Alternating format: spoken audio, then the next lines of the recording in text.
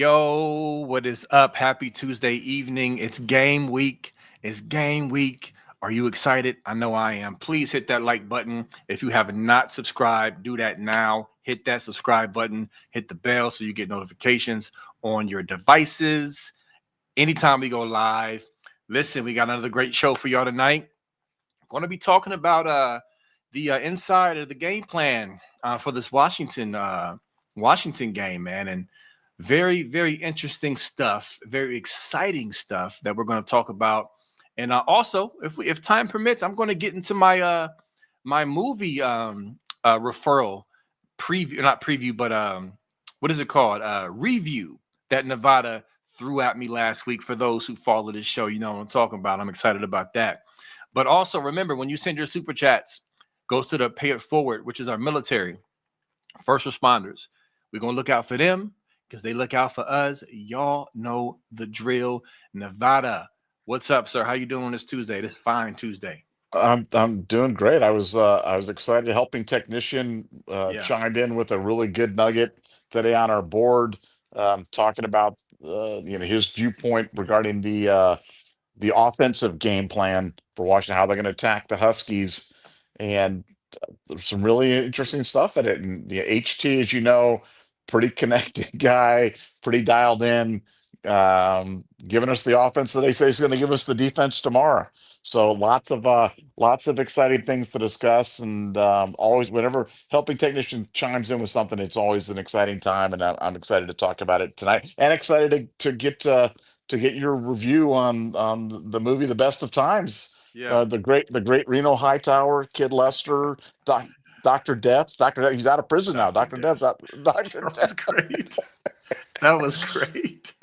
So yeah, yeah, so lots of good things going on. And I'm just so happy because last week I gotta be honest with you, because last week sucked because I Yeah. hate bye weeks, man. I Yeah. just hate the bye week so much. And the fact that we're in a game week and we're preparing, man, I'm excited. So it's only Tuesday, but I'm ready to kick off right now, man. I'm telling you. Yeah, I agree. It bye weeks definitely suck. It's just what it is. You try to make the best out of it and the most out of it. Like I said, I went to a great event for my friend. Others went skydiving and did other things. I mean, you try to, but Buckeye football is just Buckeye football.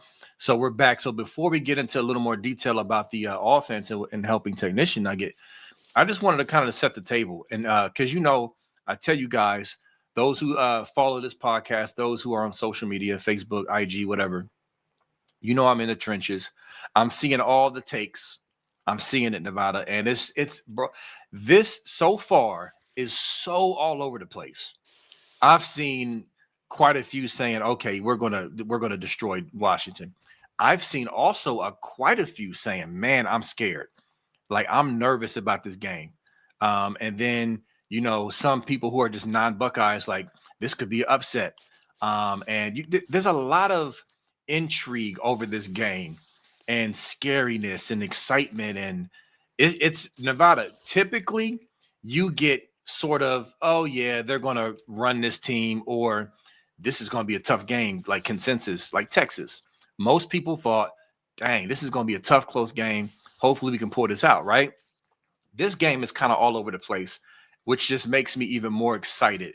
And so, Nevada, what's your thoughts on that, man? Because it's literally all over the place from a fan standpoint. Well, look, yeah, I'm a gambler. I know you're not much of a not much of a gambler. I am a gambler. But what I look for in games, and this is the one benefit you have of being older and having watched a lot of games, is you kind of look for types of games, like to Yeah. see how games kind of fit into certain patterns and things like that. And it's all sorts of things, a high ranked team that was overachieving, new quarterback, defending national. I mean, there's all sorts of different elements kind of go into it, and you kind of try to fit the game into a particular box.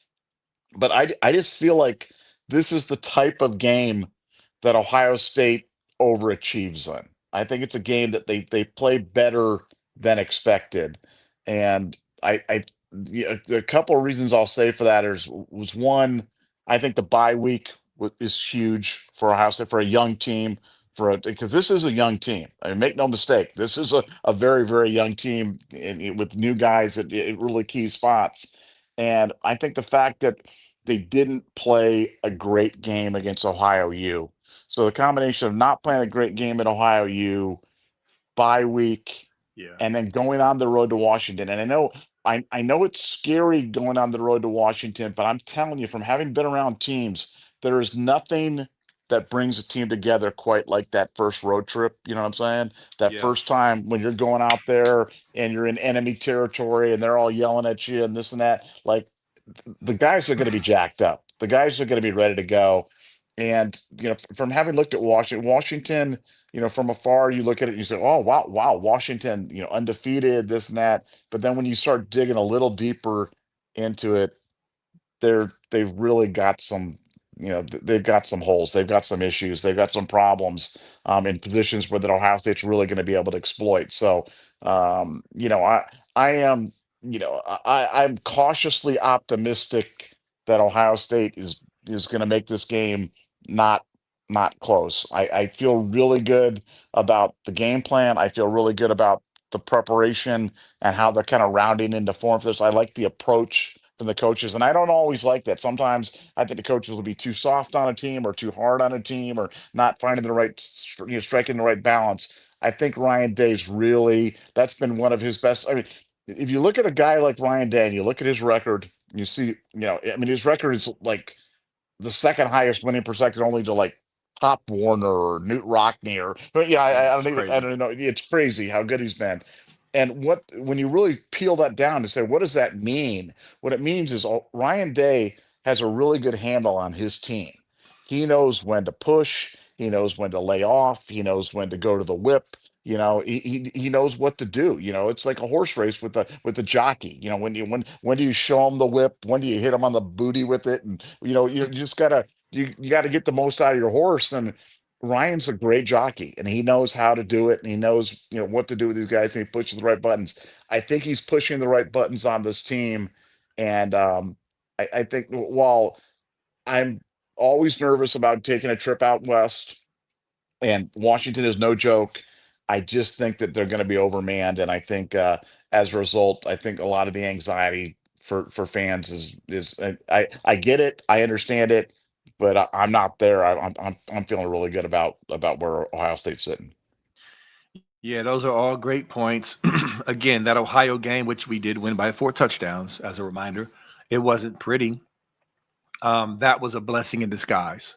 I mean, you just add that to the pot. Ain't no feeling yourself. Ain't no, oh, no. You got stuff to work on. And, looking at these playmakers, you got the three-headed monster. You got Williams, the quarterback, who is Willie Beeman explosive. You got Coleman, the running back, who's really good. And um, Boston. Is it Denzel Boston? Number 12, the receiver, 6'4", really good receiver. Those three guys. Also, their backup running back, Muhammad, is decent. So they got some guys. They got some playmakers. I got their to your point you made about just them as a team. Here's some stats I got put up. All right. It's still early in the season, but this is their scoring offense. They're number 2 in scoring offense, number 9 in rushing offense, number 30 passing offense. They're number 10 total offense. So a top 10 offense. Scoring D, 41, rushing D, number 9, passing defense, 62, total defense, 25. So right now on paper, they're a top 10 offense and a top 25 defense. I see another post here in the same thread, putting things into perspective. Colorado State, who they've played, defense is 81, offense is 113. UC Davis and Washington's, I'm sorry, UC Davis is not ranked. They don't even have it on there. Washington State, number 40 defense, 119 offense. So they've played some really bad teams. We already told y'all last week that Washington State, as Nevada has said, which I love, is impossibly bad. Does this mean Washington could not be a really good team? No. They have some playmakers. You best believe our boys respect them. Those three guys, you better be ready for them or they'll burn you. But with that said, come on. You know what I'm saying? This is like they're overmatched. The only question is, will Ohio State be prepared to go out there and defeat them? And there's just nothing that suggests that they won't be. Um, so, and I can go over Ohio State stats right now. Defensively, they're looking really good. The offensive numbers aren't quite there yet, but they'll get there. Obviously the Texas game a little conservative, holding back, and you know, it'll get there. But this defense is legit. I am very excited, Nevada, to see how we defend this offense. Namely Williams. He is the head of the snake. Their running back is good. Their receiver is good, but they're not going to burn us. It's going to be the quarterback. It's going to be him making plays with his feet, extending plays, breaking tackles. If we're not disciplined, it's him. Those other two guys are good, but it starts with him, Nevada. And I think we know that. Yeah, no, for sure, and most importantly, Matt Patricia knows that, and so Yeah. we can break down what the defense plans to do probably tomorrow. Hopefully, Yeah. HT chimes in with a good nugget, but the good news about having a guy like Patricia is he's seen everything. Yep. He's seen everything. And remember, Arch Manning came in with the moniker of being very dual True. threat, very, very, he was the running quarterback. He was the running Manning. He was this Yeah. and that. And, the Ohio U guys, same thing. And I think we did a pretty good job of, kind of controlling that. And, if anything that we have on the defense is an abundance of speed. Yeah. So, it's again, will Washington be fired up on Saturday? Absolutely. Of course, they will. They will be fired up. This is definitely their Super Bowl. This could definitely make their season. I mentioned before they've got multiple guys on their staff with Ohio State ties. So I mean, they're gonna be about as geeked as you can possibly be for it, and it's going to be incumbent upon Ohio State to take them out of the game early and give them no hope. Yeah. Yeah. Exactly. And getting back to the helping technician nugget. So basically, one of the things he mentions as far as the game plan goes is tempo, tempo, tempo, tempo, tempo. I mean, try to negate that crowd noise, move the ball, move the chains. Obviously, they're going to have a silent count set up, to communicate well and all of that stuff. All of that really, if they can nail that and have that down in that environment, they're not stopping our offense. The only thing that can stop our offense is little issues with that, communication issues, things like that that turn into false starts, that 3rd and 15 or whatever. As long as we have that nailed on offense, they're not stopping us. They cannot check Jeremiah Smith. They're not going to stop our running game, which I kind of have a question for Nevada and everyone else, because the last two games we've seen Bo Jackson pop out, but from some haters and from some skeptical Buckeye fans, we've been told it was just Grambling in Ohio. So Nevada, does Bo Jackson pop out again in this game and flash and show his talent once again out in Washington? I hope he does. I mean, the only concern that I've got with Bo has been a occasional time that he puts the ball on the ground, and I'm talking about in practice. And as Yeah, we've talked about, that's the one unforgivable mistake. And we saw Derrick Henry. Derrick Henry, the great future Hall of Fame NFL running back. He's fumbled in each of the three games for Baltimore, cost him two of the three, but directly with yeah, his fumbles. The fumbles are everything, and especially in a difficult environment like Washington, where they're looking for something like that to kind of get them all jacked up and get them all excited. So that would be my only hesitation on it. But he's certainly got all the physical ability to do it, and it's just a question of whether they'll dial that up. And will they be going with James Peoples? Will they be going with CJ Donaldson? Will they be going with a more physical type of approach, kind of like they did against Texas? Or will they trust the freshman to kind of go out there and kind of do his thing? And um, I think it's going to be kind of a game time decision for Coach Locke and Hartline and for Ryan Day in terms of how much they trust him. But they're drilling him like he's the number one guy. So, yeah, they're preparing him like he's the number one guy. Will that mean he'll be exclusively number one? No. I mean, he's definitely going to be running back by committee, but I expect to see a steady more dose of Bo Jackson as this game kind of goes along. One, two, to your point about tempo. Look, we saw Texas run tempo against us with some good effect. They Yep. ran the second half, they went to tempo, and when you run tempo against a hostile crowd like that, it enables you to one, take the crowd out of the game because the crowd noise builds. You know what I'm saying? Before a play, it starts 25 seconds before, and then 15 seconds before, then five. You know what I'm saying? It builds to a crescendo, and if you go fast, you basically don't allow the crowd a chance to kind of get all riled up. Yep. And you can get to the line and kind of get out there and do your thing. Secondly, you cause the defense, by definition, when you run tempo, the defense has got to run a basic defense. They can't run anything exotic because Right. they just haven't had a chance to call it. So you're going to get a basic defensive look. So you're going to take the crowd noise out. You're going to get a basic defensive look. And Ohio State, for people wondering about the tempo, and again, you never know until they get into the game situation. They've been showing tempo. They've showed tempo in the first three games, so they can go fast. They go fast a lot in practice. They've been drilling it a lot. I fully expect them to utilize tempo, silent count, and very count. Very count because they want to see if they can get those guys leaning and jump at a big spot where they think that they're going to go on a clap and then hold it together and do it. But as you said, the key to that is, can your offensive line stay disciplined and not jump yourself? And Right. it's it's tough, but we're gonna find out a lot about how good of a job that Tyler Bowen and those guys are doing, but they're working hard on that. So look for a lot of different cadence things that they're trying to do to try to keep the Washington defense off guard, kind of guessing in terms of when they're going to go, and trying to keep the crowd out of it as much as possible. Utilizing speed and seeing if they can get that defense on his heels and push them around. So lots of different things that they've got in the bags, and they've got a lot of different options for sure. Yep. And then also one of those other things helping technician pointed out is, the logical thing, which is to get saying some quick and easy pitch and catch throws. I mean, he's great. I have full trust in him, but still, it's still a crazy environment. Excuse me, with a young quarterback who's never seen that.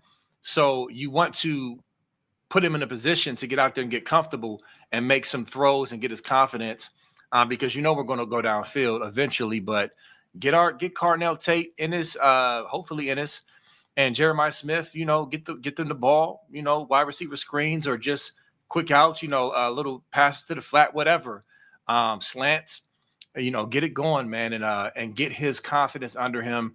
And once he starts cooking, I think it's going to be night for the Washington defense. But yeah, definitely excited about what this offense is going to do. And back to Bo Jackson, though, Nevada. Locke in this offense and these coaches are like hammering him with ball security, because I think it's one of those things where they know he's really good and they know he's potentially the key to get this run game to go to the elite level. And so they're, like you said, they're drilling him like he's the starter. And Locke is ball security, ball security, ball security, because they want him to step up and be the guy, but he has to make sure he takes care of that ball. Because I tell you, Nevada, just rewatching him run against Ohio up the middle, how he got skinny through that hole for that 65-yard. I don't know if y'all saw the other view where it's from the defense's view, where he's hitting the hole up the middle from the side, all 22 side view. Nevada, I could not tell how skinny that hole was. I mean, he got through that hole. He got skinny and shot through that thing. Super impressive. And then also, the outside zone type plays we ran. I mean, a rocket around that corner. I mean, he almost scored on one of those. So you got to get him in the game. You got to give him carries because he's going to tear that defense up. He just needs to hold on to the ball. So I'm excited about Bo Jackson. I think all our backs can get off in this game.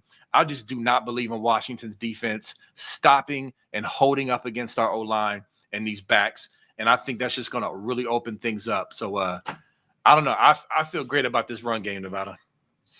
Well, Ohio State feels like they can exploit Washington on the ground, and I know people have some post-traumatic stress disorder after Ryan. Whenever you hear things like "establish the run" after last year's Michigan game, but Washington doesn't have a Mason Graham and Right. who that other or that Grant, Kenneth Kenneth Grant. Grant. Yeah, Grant. Yeah, so they don't have a Grant and Graham on the defensive line over there. So, Mm, Ohio State feels like they can do some things, and I think if you try to put this under win the surest way. If they're able to establish the run, and then it's funny because Julian's saying the throws, the usual throws that people kind of get warmed up on are usually like those little wide receiver screens or the quick outs or whatever it is. And it's yeah. like Julian likes to throw to the seams. So he's, Yeah. that's the ones that I wouldn't be surprised to see him hit Claire early on in the game, hit him on one of those seam routes because he Good likes point. to throw that pass. He likes to do it. That really kind of gets him to his thing. And he's so darn accurate with the football. One of the other things that they're doing this week is they're kind of stretching out the route concepts. They're extending the route concepts a little longer because they feel like they've got an athleticism advantage over their defensive secondary. And so they don't want to play the game in a shoebox. They want to stretch it out a little bit. They want to take some more deep shots, some more deep posts. If they're running that Tampa 2, run Max Car down the middle and try to hit him. So they're trying to stretch him out that way. It's kind of the classic, stretch them horizontally and then take them vertically. And I think for Ryan Day, he's learned a lot. If we've the good news about having a young head coach is he's a young head coach. The bad news is sometimes learning on the job. But we've paid for a lot of his learning mistakes and things like that. And I think he'll be able to apply that in this game and do a nice job with it. Yeah, I agree. That's a great point about the seams. I mean, he's deadly accurate with the seam throw. I mean, it's just ridiculous. The ball he throws. So I like that for sure. I got this pulled up real quick. This is a Husky fan on Twitter. So this actually reminded me of this, Nevada. This is important. He said, so we're going to be without our wide receiver two, our best linebacker, and probably our CB1 for the Ohio State game. I better get mentally prepared. And so, I mean, that's important. I mean, their linebacker did go down. We don't want injuries for anybody, but I did remember that he went down, and that's huge against our run game, Nevada. Yeah, no, they're certainly not at full strength. For a defense, from talking to people, they're at Washington, they're not at full strength. And as you mentioned, they've played three offenses that are really bad. I'm like Yeah, really, really bad, like in the hundreds bad. And UC Davis wouldn't even rank in the top 135. So they haven't really seen anything like this, but when you're overmanned like this, they're going to take chances. They're going to overload sides and blitz and just hope they run into things. You can create chaos, create some turnovers. And it's really just going to be on incumbent upon Ohio State to avoid the negative plays, to be responsible with the ball.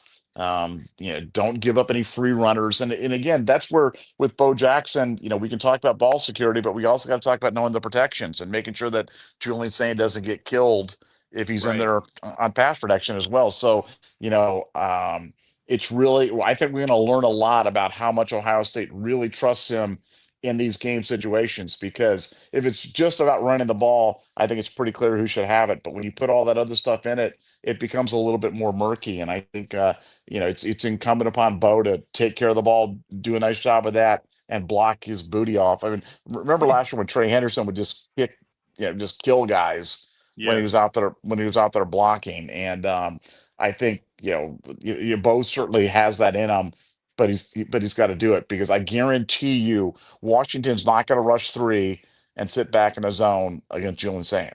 They're gonna try to bring the house and create chaos because that is really, they know that they've got a very narrow path to victory, but that is the path. The path is take chances. If you get lit up, oh well, we got lit up against the number one team in the country. Right. But if it works out, maybe we can stay in this game and maybe we can try to steal it. So Ohio State just needs to just keep it clean and they should be fine. So speaking of blocking, I wanted to ask you, what's up with Ethan? I don't know if you heard anything on Ethan. I'm wondering who's going to start or who's going to play more snaps, him or Tegra. I don't know what you got on that, if Well, anything.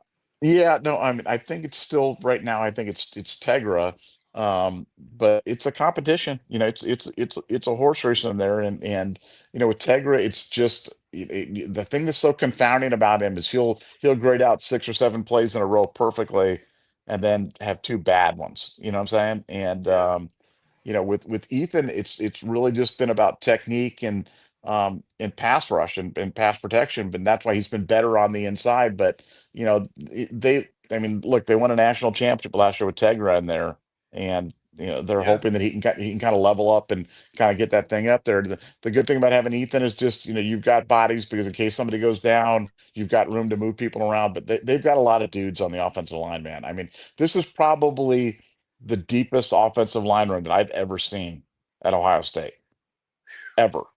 And I mean, they have got some guys that can absolutely play and Yeah. really good players. They just it's hard to get them on the field right now because it's you got so many experience there. And the scary thing is everybody's going to be back in 2026. You know what I'm Crazy. saying? Yeah. So it's still a really young line, and they've got things to go on there. But yeah, no, gun to my head, I'd say it's gonna be Tegra, but he's going to have to really have the concentration stuff on there because he's a guy that when it gets loud, when things start getting crazy, he can get a little loose, Yeah. and we need him to be on point on Saturday so that this game doesn't mean stay closer any closer than it needs to be. I'm debating if that's a big statement that you made about the O line, but I can't think off the top of the head a more deeper O line. I mean, I, I, I I'm mean, I- I I'm mean, trying to think. maybe last year where you went 9 deep for the national Yeah. championship or something like that, and you had Donnie two first round picks, and I mean, but Yeah. I think this year's room's got more bodies. I think there's more. I think you might go 11 or 12 deep of guys that can actually play. Yeah. If push came to shove, I think you've got a lot of guys that could play, and that's not always been the case. A lot of years, we've only gone with 7 or maybe 8, and never played more than 6. But I think this year you could probably double that and still be just fine. And that's really saying something about Ohio State offensive line recruiting and development. Yeah, I think that's fair. But it's crazy. Again, we went from worst O line in the country according to our fans to deepest and best Joe Moore candidates. But I mean, it's a beautiful thing to see the turnaround. But yeah, so again, we're going to talk about the defense tomorrow specifically. We're purposely kind of pulling back on that tonight because helping technician will have something for us, and we'll kind of jump off of that. But yeah, this offense, man, I'm really again, I do not believe Washington can stop this offense.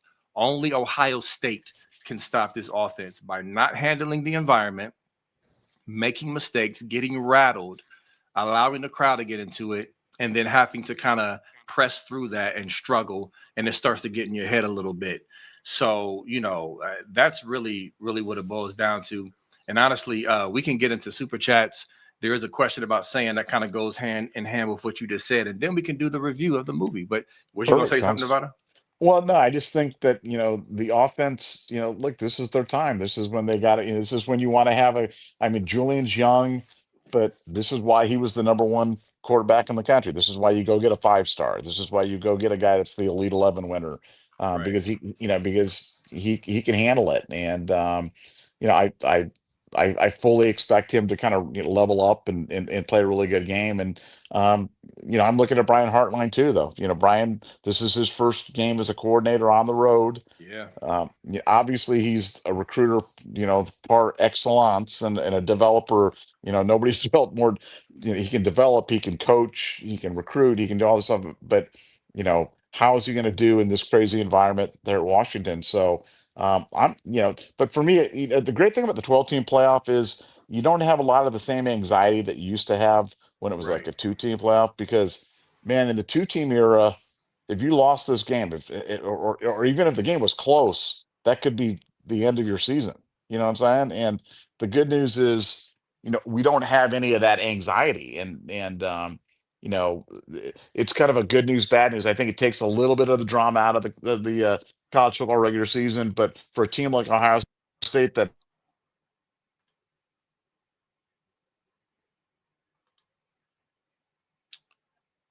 Nevada, think we lost you. If we did, okay, you there? Nope, nope, nope. All right, if we did lose you, go ahead and hop out and then hop back on. Once you get dialed back in. But before we get to super chats, I'm gonna try to wait for Nevada to get back. I'm looking at these week 4 games, y'all. Like there's some really good games coming up this weekend. Like sneaky good. You got USC at Illinois. Will Illinois be able to bounce back? You got all right. Here's Nevada. All right, you back in, brother? I am back, man. Oh, I am. okay, got you, got you. Yeah, I was about to talk about these weekend games while you were finding your way back. But what did you end on? I think you were finishing up, or were you finished?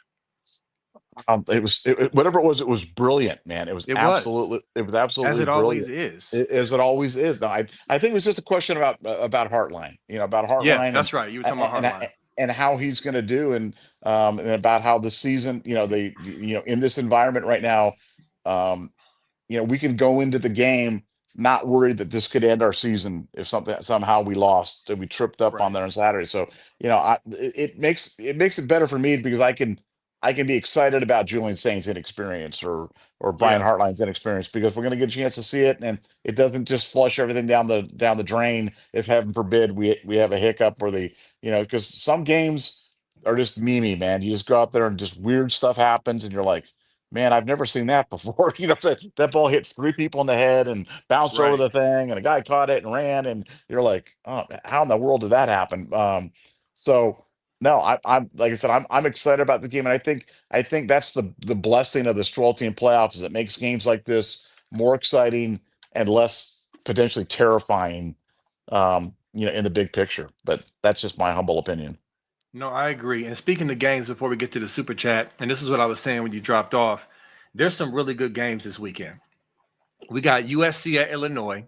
Okay, they're both ranked. I know Illinois just got destroyed, but like Nevada said, they're going to be a different team at home, and I agree with that. How do they bounce back? All right. You have Ole Miss, number 4 LSU at Ole Miss, number 13. Sneaky good game in the SEC for those two teams. Indiana travels to Iowa. Is this going to be a letdown game after being, applauded all week and fawned upon and all that other stuff? Here's the big one, or one of the big ones: Oregon at Penn State. We're going to learn a lot about these teams. I see the Penn State guys in the chat, per usual, just going crazy. But that's going to be a game. We're going to see which team is real. Oregon has not seen a defense like Penn State. Penn State has not been that impressive. They're at home in a whiteout, though. It's going to be a tough environment. Looking forward to that. It's after our game, so that's perfect. And then you got Alabama at Georgia. Number 17, Bama at number 5, Georgia. Another SEC banger. And there's a few other ones, but those are the main ones, Nevada. Any thoughts on that before we move to Super Chats? Drew Aller's ass. Have I mentioned that to you before? You have. I have mentioned that. Even though I think he'll be okay at home. I think that Drew Aller's that type of quarterback that can play well at home in that situation. But if he gets out of the friendly confines, get to a difficult situation, he just melts. But no, it's Yeah. it's gonna be a great weekend of games, man. And I love the way, like you said, the games aren't at the same time, so we can watch Yes. Ohio State take care of their business. And then we just flip on the TV and just kind of bask in the glory of being Buckeyes the rest Yes. of the day and watch Yep. everything else. And like I said, I don't care if we just win by 1 point. Let's win two Let's to just two win. to one or whatever it is. I don't care. Let's just win, move on, and get this. This is 25% of our road games we're playing on this Saturday. So let's get this first one in the books, and then we can move on from there. Yeah, like you said yesterday, get this out of the way. Get this in the books. Just get the win. And it's just like, you just move on, like you said. But Super Chat, Perry Ellison, thanks for the 199. Does Sayan have autonomy at the line of scrimmage? Decision RPOs. I have a response to this, but Nevada, you want to tackle this? Well, yeah, no, he does. I mean, it depends on the play call. I mean, there's certain Yeah. play calls that are designed gives, but no, they're actually running an RPO game where he's reading. And frankly, that's what he's really good at. I mean, he is probably I mean, I think there's no question. He's the best processor that we've ever had during the Ryan Day era. I mean, like he is computer smart, really, really. I mean, he's better than the coaches a lot of time in terms of recognizing what the defense is doing and what should be the give, what should be the. He rarely makes a bad decision on that, and so when he does, it's pretty notable, like he did against Grambling. But no, yeah, no, he does have. Now he doesn't have full autonomy. Like I said, he doesn't have Right. the full autonomy to, if something's a designed run and they're just running that zone read action, he doesn't have the autonomy to overrule that. But no, they run a lot of RPO stuff with him, and he's really really good at it. Yeah, and remember Ryan Day said after the Texas game that he could have put more on him. He could have handled more. And I'm believing that's also meaning, checks at the line of scrimmage and stuff like that. So again, this is a different environment. It's going to be a test, and I cannot wait for it. And real quick, I see y'all in the chat. Listen, I don't know if I'm rooting for a team, but I wouldn't mind seeing Penn State win because Oregon fans, bro, like Nevada, they've been annoying from a distance, but last year just took the cake. I mean, they were talking so crazy, like they had 9 natties and they have 0, but they were talking so big. And so that get back in the Rose Bowl was beautiful for one. But Oregon fans, go on somewhere with that. I hope they lose in Happy Valley. And then Penn State comes in here undefeated, and we got another top 5 matchup. But that's how I feel about it, Nevada. What say you? Yeah. Well, what I'll say is that no matter how much stuff the Oregon fans talked and stuff like that, that funky Buckeye returned it all in spades to him at the Rose Bowl in person right there. So anybody, the people that had the unfortunate situation of having to sit near Funky Buckeye at the Rose Bowl and you were an Oregon fan, man, you got it. I mean, you got it early, you got it often, you got it before the game, during halftime, after the game, walking out in the parking lot, stuff like that. So I think that the Oregon fans have served their penance. They've paid the price because they got the full wrath of Funky at the Rose Bowl, and wow. I mean, Yeah, apparently it was I was not there. I was I've heard. overseas. We've heard. Yeah, yeah, yeah. No, it's the people that were there just they talk about it kind of like people like where they were when when Willie Mays made the catch against Vic Wertz in '54, or the Miracle on Ice, or the moon landing, stuff like that. They talk about where they were if they were there witnessing Funky Buck just I wish somebody so. would have got footage, man. Like seriously, The pro because the problem is we can't run any of that stuff. I think that we are a kid friendly show, a family friendly show here, or something like that. And I think Funky was just he was out of control, completely out of control, and he let him have it. So as an Ohio State fan, just know he repped for you. He was there so you could stay at home and be safe. He took care of all those Oregon fans. man, we just gotta, like Happy Gilmore, beep it out. Beep, beep, beep, We'd beep. be constantly beeping. It'd be just It just one be long beep. beep. 4.5 hours of beep. 4.5 hours of beeping. Oh man, that would have been crazy. I mean, listen, I don't use profane words, but I was going hard at the Tennessee game. So I wish somebody would have got footage of that. Like I said, I had a whole section following my lead. So man, we Oh, should have had some footage of that, man. But anyway, speaking of football, let's get to this. So for those who did not see the show when Nevada and I were talking about movies, he we basically got on him because he had not seen Back to the Future 2, and he still needs to see Back to the Future 3 as well and give us his review. He gave us his Back to the Future 2 review. Well, he challenged me with watching an 80s cult classic called The Best of Times, featuring these two excellent actors. Rest in peace, Robin Williams, and then, of course, Kurt Russell. And I watched it last night. And here's another picture, a great picture from them on the sidelines of the game. So well, I guess it's not a spoiler. This came out 86. If you ain't watched it yet, I don't know what to tell you. Sorry. But this came out in 1986.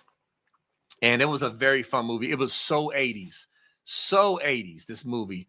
And listen, I love anything Robin Williams and Kurt Russell is on, but it was a great, fun football movie. It was basically about Kurt Russell was the star quarterback. His name was Reno Hightower. What a great name, right? Great name.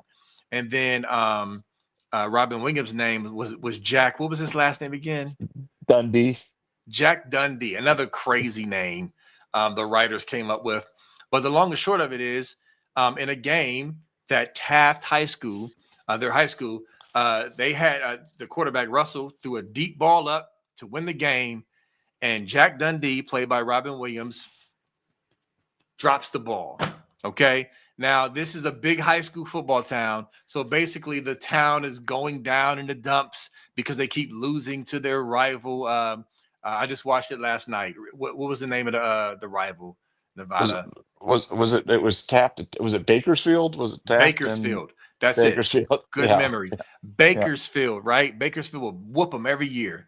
So the long and short of it is Robin Williams being haunted by this drop pass and losing to Bakersfield yet again. He basically in this part, I just thought this kind of dragged a little long, but it was still fun trying to rally the old guys of the Taft High School football team that are now in their 30s and 40s to replay the game against Bakersfield as grown men. And so it's funny. There's some really funny moments, some fun moments, and of course at the end, Robin Williams' character is able to catch the ball and rewrite history and walk off into the sunset, so to speak. It was a fun movie, man. Listen, I love Robin Williams. I think I lost Nevada. I love Robin Williams and Kurt Russell. So this is a movie that I was not hip to. I think when I think 80s Kurt Russell, there's several movies, but Big Trouble in Little China was a Kurt Russell favorite of mine. Obviously, I can pick several Robin Williams movies, but this one was not in my bag. So thank you, Nevada. And can you confirm that you're back, sir? I am back. I am You're so back. back. So I'm did you so hear back. that last part? It really wasn't I, much. I was just basically saying that thank you for getting me hip to this because listen, I got childhood memories of Kurt Russell and Robin Williams. This slipped past me. I was alive in the 80s. It just slipped past me. And so this was a great movie to add to my bag. So thank you, sir. Yeah, well, anybody who's like I said, it was a great, for anybody who's ever had something in their life that they'd want to have a chance to redo, take take that shot over again, or that swing at the plate, or ask that girl out, or whatever it was, that the thing, just the chance to be able to redo and right or wrong. It was, like I said, I just thought it was a great story, laid against some great football sequences in there. And like, as B Moses said, Kurt Russell as Reno Hightower in his white shoes is one of the great high school football players, characters of all time. And that made that made the movie extra fun for me. And it has a real heart to the movie, and I really enjoyed it. Yeah, and like I said before, it's so 80s. It's just so 80s, the characters and everything, it's just funny. Is that my son? Stop messing with the light switch. I'm still live, son. Anyway, these daggone kids, like, what is you doing? But also somebody said a Big Trouble with Little China. Yes, that was one of my favorite. Now, Robin Williams, Nevada, Hook. Have you seen the movie Hook? Yeah, yeah, I love Hook. Anybody seen Hook? You had to have seen Hook. Obviously, there's Mrs. Doubtfire. I mean, there's several other movies. My favorite Disney movie is Aladdin, not Lion King. I love Lion King. It's up there. It's up there. Don't get mad at me. But Aladdin is my number one Disney movie, and it's because of Robin Williams. So I'm a huge Robin Williams fan and Kurt Russell fan. And so, yeah, so I definitely enjoyed this. And I don't know how this slipped past me, man. But I got it in the bag now, so I'm yeah. happy. Well, this is why I'm here now. Now we have an older group too, and B Moses is kind of a young guy, but I don't know if people remember any of the old Kurt Russell's movies that he did when he was really young. He played a character named Dexter, and it was a series of movies called the Computer Wore Tennis Shoes and The World's Strongest Man. Man, there was like a series of these Disney movies that he had made that were just if you go back, and they are so funny. But it's a young Kurt. I mean, Kurt Russell must have been like 20 years old or something like that when he went back there and did this stuff. But those were a lot of fun. That was my first when I was overseas as an Air Force brat. We used to go. We'd get one new movie a week. And I remember when these movies would come out, I'd get a chance to watch them, and it was always fun. So I've always been a big Kurt Russell fan. Yeah, I'm looking at his catalog right now. There's a movie called The Strongest Man in the World, Disney That's movie. yeah, yep. Yeah, yeah. I mean, he's got a ton of stuff, and also Tombstone. That was my first time being exposed as a young pup. Tombstone is when I really first got hip. Like, hey, I like this dude. But yeah, Kurt Russell is gold. He's a national treasure, and so is Robin Williams. So yeah, so now we're waiting on Back to the Future 3 for you to watch, and then I am open to another movie to watch that I have not seen. Nevada, this is fun. Yeah, we'll So do it. We're gonna expand your universe of movies here and fill in the gaps. Fill in the gaps of the movies that slip through the cracks on you. absolutely. So hey, listen, be thinking of that. Next time we go live or whatever, if you've been thinking about like what movie can I challenge B Moses to watch, or first you gotta ask what I have not seen or other stuff because it's just a ton of movies, but it's an ongoing conversation. Let's make this fun. But yeah, that was definitely dope, man. And I'm waiting for the Back to the Future 3 review from Nevada. I cannot wait because I think it's not as bad as people say it is. Even though it's the third best out of the trilogy, I think it's still enjoyable. If you like westerns, I think you'll like it. And then the familiarity that you saw in 2, that was kind of a copycat but flipped. I don't think that's as prevalent in 3. So I think you'll appreciate that. But yeah, I'm look I'm looking forward to it. cool. All right. Well, listen, guys, we love you. We appreciate you. It's always a blast having y'all in the chat going hard. Y'all still going hard. I've seen Hook. Yeah. Yeah. Let's like I said, let's keep it going, man. We're gonna have a movie segment to this podcast now. It's just what it is. It's too fun. So listen, hope y'all have a good evening. Until tomorrow, we will see y'all then. Go Bucks and peace.